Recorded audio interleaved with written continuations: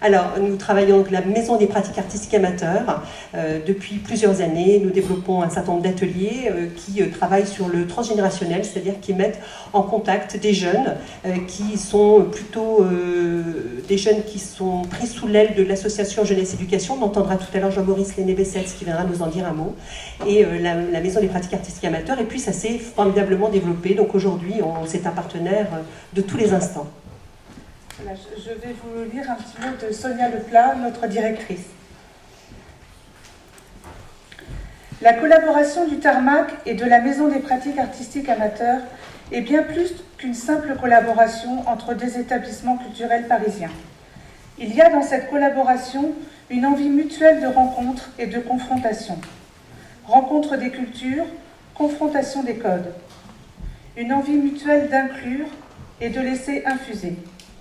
Le sentiment profond et l'inébranlable conviction que nous avons toutes et tous à apprendre les uns des autres. S'il fallait ne retenir que 2 mots de la synergie entre nos 2 maisons, je dirais accueil et justement confrontation.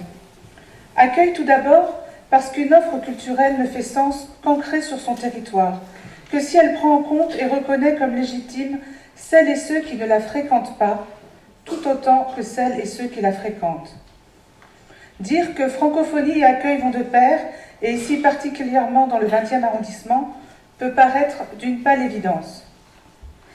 Mais il faut sans aucun doute rappeler que le Tarmac n'est pas un outil au service d'une déclinaison d'une politique incitative en matière de présence de la diversité culturelle au sein du spectacle vivant parisien et français.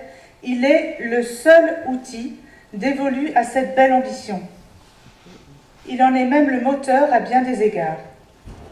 À titre d'exemple, l'accueil envisagé par le Tarmac et la MPAA, c'est Convergence, ce projet multipartenarial qui permet d'ouvrir nos portes à un public intergénérationnel et de lui offrir le meilleur de nos savoir-faire, afin que chacun, chacune se sente chez elle sur scène, comme dans une salle. Confrontation ensuite.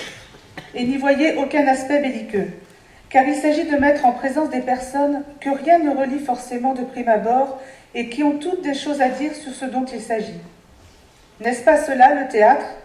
Ne pas avoir peur des heurts et des incompréhensions et aspirer à les dépasser.